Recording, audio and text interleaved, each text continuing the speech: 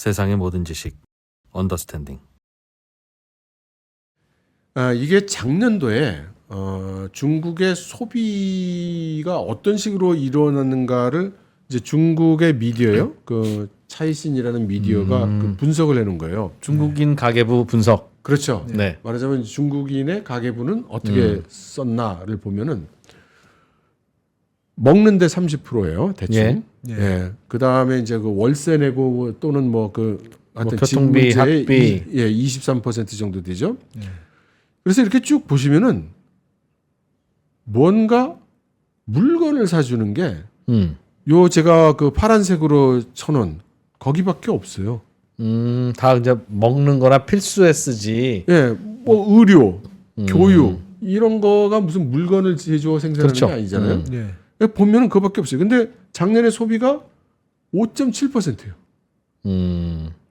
그러니까 이게 뭐냐면 소비 진작 하는데 소비 진작을 정말 하고 싶으면 어디를 진작시켜야 되겠어요? 저 하우징. 하우징보다도 위에 일단 먹는 거죠. 예. 근데 먹는 게 더 먹겠어요, 뭘?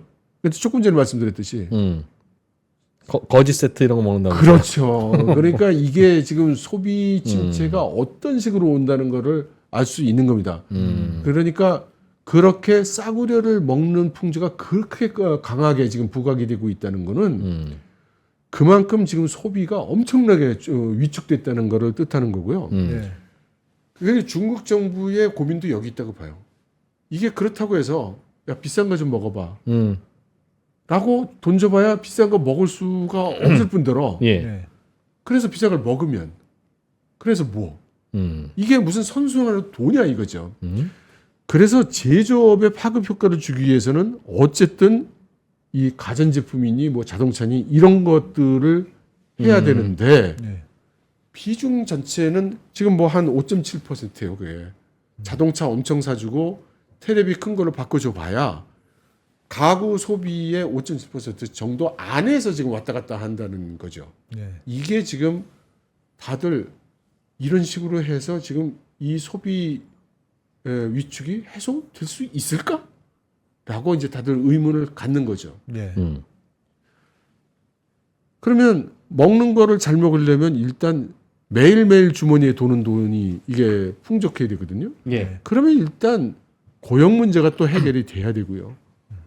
그러니까 지금 상황은 매우 어렵습니다. 지금 상황. 원래 이런 거는 전 세계가 아무 나라도 답이 없잖아요. 그래서 가난 구제는 나라도 못 한다는 게 이게 맘대로 될 거면 경제 걱정을 왜 하겠어요? 그 어떤 나라도. 근데 이제 저 지난주에 말씀드렸듯이 대부분의 나라는 이 누군가 물건을 사주는 쪽, 뭐 그러니까 수출이라든가 내수라든가 투자라든가 이게 사실은 돈을 쓰고 뭔가를 사는 거예요. 근데 대부분은 어떤 데 중점을 두고 있어서 그러니까 뭐 내수가 막히면 수출로 뭐 이런 발상의 전환이 가능했단 말이죠. 근데 중국은 지금 그 세 가지를 다 해오고 있던 상황이었기 때문에 지금 어느 것 하나로 뭐 새로운 방법이 나오기가 어려운 것이다 라는 말씀을 드리고 그래서 특정 분야로 뭐 수출로 전환해 또는 뭐 내수로 전환해 이게 지금 가능해 보이지 않으니까 결국은 체계 전체를 바꾸는 수밖에 없다는 이 새로운 질적 생산력 같은 개념이 나온다고 보는 거죠. 그래서 이제 저는 이 중국의 10가지 그 미션을 보면서 이제 제 나름대로 드는 생각을 좀 정리를 해보면 하나는 미국은 대중 압박을 지속하고 또 강화할 것이다. 다음 대통령이 누가 되든 중국 후려 폐기는 계속 될 걸로 보이고 그럴 것 같아요. 중국 내부의 여러 사람들의 이야기를 종합해 보면 대부분 사람들이 시진핑 주석 체제가 적어도 2030년까지는 갈 것 같다. 이게 이제 거의 공론이고. 그러면 중국이 지금 그 서방의 압박에 대항하는 정책에서 뭔가 큰 변화가 있었냐? 지금까지 이야기된 거. 그리고 10가지 미션을 봤을 때 보이느냐? 기본적으로 안 보인다. 서방의 압박이라는 게 중국은 무릎 꿇으라는 건데 그걸 어떻게 그렇죠. 네. 그러면 부동산 문제는 해결해 줄 거냐? 여태까지 말씀드렸지만 부동산 우리가 생각하는 또는 우리가 기대하는 그런 방식, 그런 규모로 부동산을 대응해 줄 것 같지 않다. 예. 근데 전 그 대목 한번 확인해 보고 예. 싶은 게 예. 부동산을 적극적으로 살리겠다고 이런 데 쓰기에는 민망하잖아요. 네. 그래서 안 쓴 거지. 뭐 작년 언제쯤에는 뭐 파격적으로 대출도 풀어주고 예. 그리고 농민들을 도시로 오게 하는 게 사실상 2, 3선 도시 미분양 풀어주는 거고 예. 뭐 그런 뜻 아닐까요? 그런 의미가 분명히 있죠. 그리고 네. 이제 베이징이나 상하이 같은 도시도 지금 계속 뭔가 음. 부동산 사는 규제를 풀어주고 있어요. 네, 네. 그런데 이 또 하나 뭐가 이제 나오고 있냐면 지방 금융 산업 구조 개편을 해야 한다고 또 나왔습니다. 이게 무슨 얘기냐면요. 그 몇 년 전부터 계속 그 이야기되고 있던 건데 아무래도 중국 지방에 있는 소규모 금융기관들이 많이 망할 것 같다는 그런 컨센서스가 있어 보여요. 그건 지방 부동산 쓰러졌으니까 당연하죠. 담보대출 거기서 해줬을 텐데. 아, 물론 그렇긴 합니다. 그런데 그게 지금까지는 굉장히 완곡어법으로 표현이 돼 있었는데 이번에는 직설법으로 이제 표현이 돼 있어요. 그리고 많이 문을 닫을 걸로 보입니다. 지방 금융기관들이 문을 많이 닫는다는 얘기는 지방 부동산들이 많이 이제 문제를 터트리게 된다는 뜻이고, 그러니까 그러면 한번 생각을 해보세요. 지금까지 어찌어찌 미봉책이든 뭐가 됐든 봉합을 하려고 애써왔던 그런 게 이제 더 이상 안 통한다는 뜻이고, 네. 이제 금년에는 설설 어느 지방에 어느 지방 금융기관이 문을 닫았네, 뭐가 됐네 하는 뉴스가 계속 나온다는 뜻이 되죠. 그런 상황에서 부동산 가격이 오르거나 하락하지 않는 거를 기대할 수 있겠느냐? 예. 아닐 겁니다. 근데 그 질문을 드리는 이유는 예. 원래 그래서 부동산을 좀 그 거품을 잡고 할 때는 경기가 좋을 때 잡아야 잡히기도 하고 충격이 덜하지. 이렇게 살릴 방법도 없고 말씀하신 대로 내수도 안 풀리고 수출도 안 풀리는 상황에서 유일하게 인위적으로 끌어올릴 수 있는 유일한 인더스트리인 부동산마저 손을 안 대면 경제 살릴 생각이 있는 건가 하는 생각. 물론 이제 다양한 뭐 시도나 구호들은 있으나 아는 사람들은 이게 말이 쉽지 질적 형상이 될 거면 왜 지금까지는 안 했으며 내수가 좋아질 거면 지금까지는 왜 안 좋아졌겠어요. 그러니 인위적으로 할 수 있는 건 어찌 보면 부동산밖에 없으니까 우리나라도 뻑하면 부동산으로 살리고 중국도 그랬던 거 아니겠습니까? 근데 이 프로님, 네. 될까요? 계속 반복해서 말씀드렸지만 네. 지금 비어 있는 집이 수천만 채가 있고 네. 지금 그 부동산 부채 때문에 그 금융기관들이 비틀거려서 이제 망하기 하고 있는데 네. 5년 전부터 중국 정부는 이러다 금융 시스템 망가지면 나라가 망하니까 안 된다고 그 옛날부터 주장해 왔었잖아요. 그런데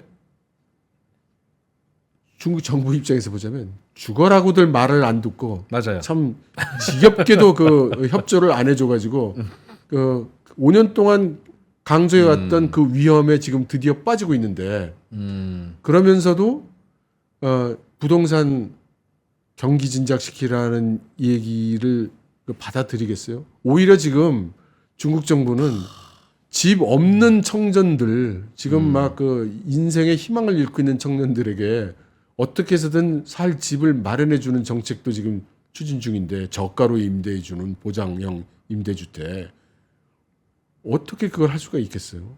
안 된다. 정치적인 어떤 뭐 구호든 기반이든. 그러니까 지금까지 그러니까 저는 그렇게 생각하는 거예요. 지금까지 그 중국 공산당이 그 해온 펼쳐온 정책을 보면 너무나 분명하게 그 방향을 선언하고 있는데 큰 소리로 얘기하든 작은 소리로 얘기하든 이런 식으로 얘기하든 저런 식으로 얘기하든 도대체 사람들 귀에는 들어가지 않는 모양이다. 그 질문을 자꾸 예. 드리는 이유가요. 예. 박사님. 우리는 중국이 어떻게 될지도 궁금하지만 예. 장기적으로는 네. 단기적으로는 중국 경기가 올해 다시 반등하고 살아나서 그 관광객이 우리나라로 많이 올지 아니면 중국이 어려우면 당연히 관광도 안 오지 않겠습니까? 예. 등등부터 시작해서 예. 중국 경기가 단기적으로 반등하냐 못하냐가 우리의 단기적인 굉장히 고민거리라서 예. 그거를 예측하고 싶고 예. 추측하고 싶어서 네. 박사님 목소리에 아. 귀를 기울이는 건데 예. 그래서 우리는 진짜 안 살릴 건지 안 살릴 수도 있다고 생각합니다. 예, 예. 그거는 계속 안 살리겠다고 했으니까 부동산은. 예. 예. 그런데 현실적으로 안 살리고서 답이 있을 것 같아야 하면 없을 것 같으니까 내가 시진핑이라면 야 이거 안 살릴 수 없을 것 같은데 박사님은 그러면 경제를 망치는 거가 과연 그 중국인들의 지지나 혹은 시진핑의 집권 기반을 유지하는 데 도움이 되는 건지 부동산을 죽여서라도 아니야 부동산 죽이면 경제가 안 살면 안 돼 차라리 한 번 더 말을 바꾸더라도 부동산을 살려볼 거야 이 어느 쪽인지 추측하는 건 네.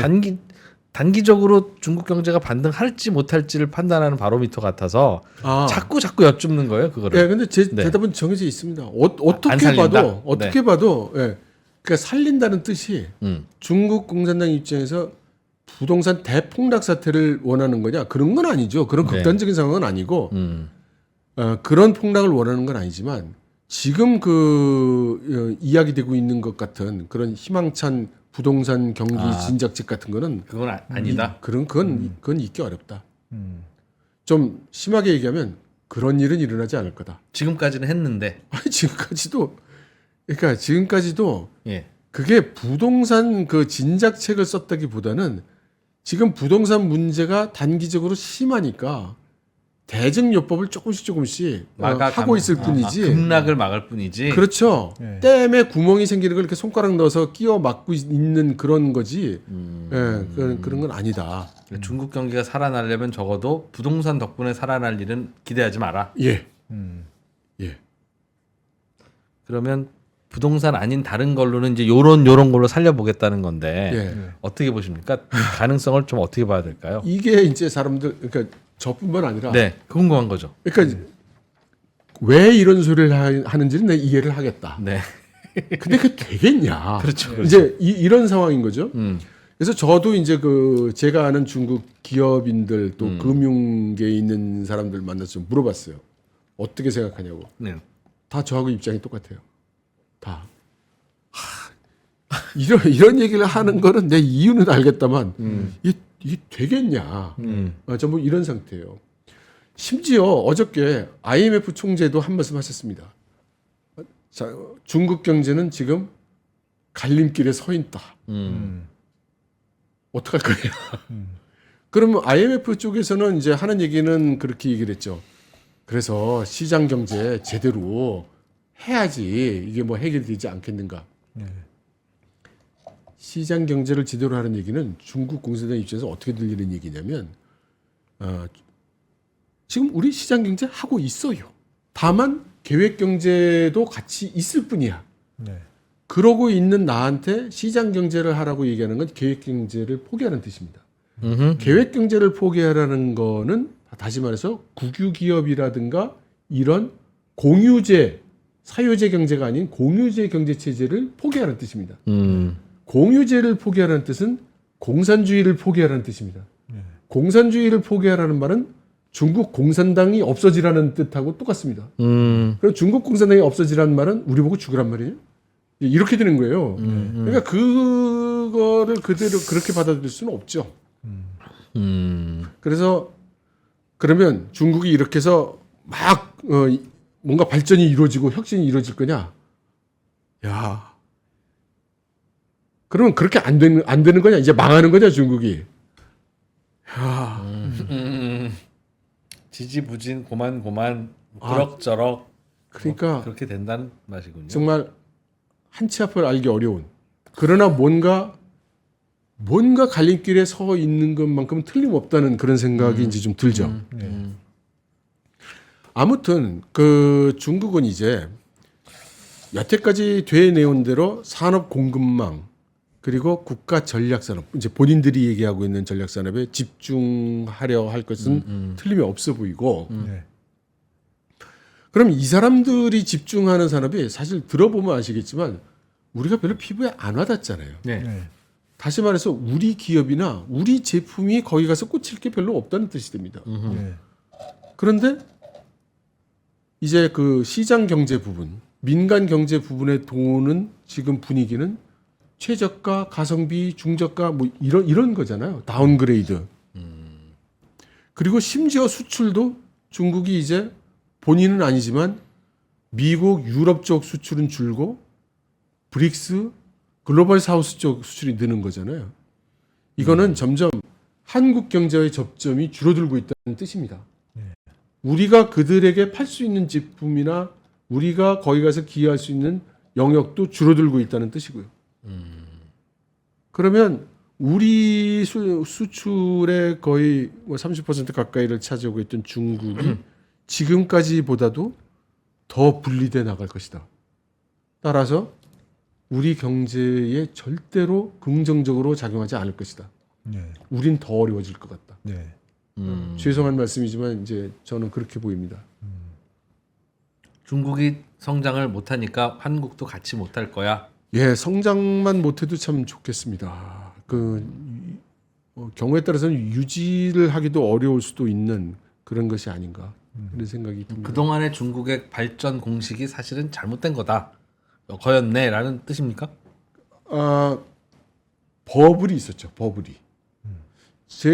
저 개인적으로는 2008년도 그 리만 브러더스 사태 이후 소위 그 인프라 투자에 의한 GDP 생산 이게 그때 한 해, 두 해 하고 말았어야 되는 거를 거기 재미 들려서 계속해 온 게 지금 오늘 이런 사태를 낳는데 크게 작용했다고 생각이 됩니다.